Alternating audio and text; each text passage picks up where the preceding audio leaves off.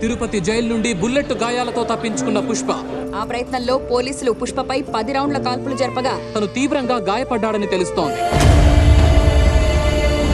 శేషాచలం అడవుల్లో పుష్ప జాడ కోసం మొదలవుతున్న కూంబింగ్ ఆపరేషన్. బాగ్రాపేట కొండపై పుష్ప దుస్తులు కనుగొన్న సర్చ్ టీం. ఆ చొక్కాపై రక్తపు మరకలతో 8 బుల్లెట్ రంధ్రాలు. మా సర్చ్ టీం కి దొరికింది. పుష్ప పోలీసుల కాల్పుల్లో మరణించాడన్న వదంతులు వ్యాపించడంతో చిత్తూరు, తిరుపతి ప్రాంతాల్లో అల్లరి చెలరేగాయి. ఇప్పుడు మనం అన్నమయ్య సర్కిల్లో ఉన్నాం. ఇక్కడికి చేరుకున్న వేల మంది పుష్ప భద్రతలు సృష్టిస్తున్న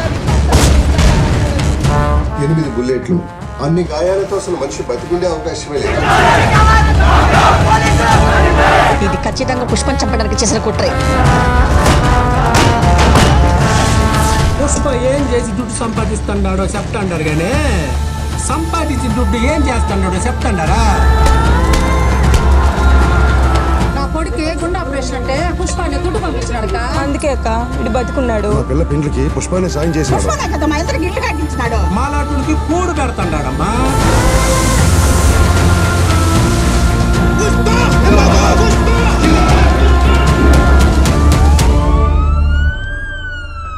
నెల రోజులైనా చల్లారని అల్లర్లు. పలుచోట్ల కొనసాగుతున్న 144 సెక్షన్.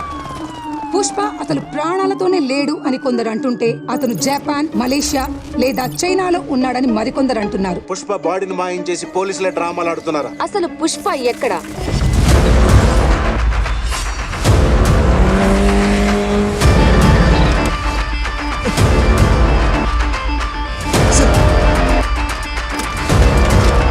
Breaking news.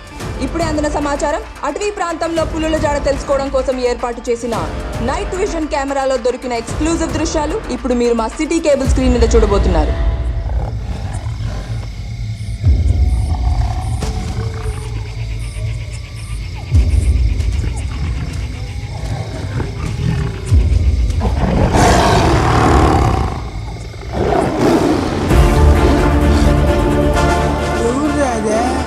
సరిగ్గా కనపడడం లేదా? అడవిలో జంతువులు 2 అడుగులు వెనక్కేసినాయంటే పులి వచ్చిండదని అర్థం.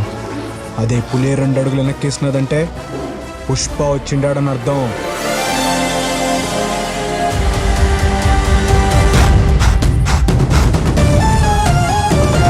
పుష్పన్న బతికే ఉన్నాడియా. పుష్పన్న బతికే ఉన్నాడియా.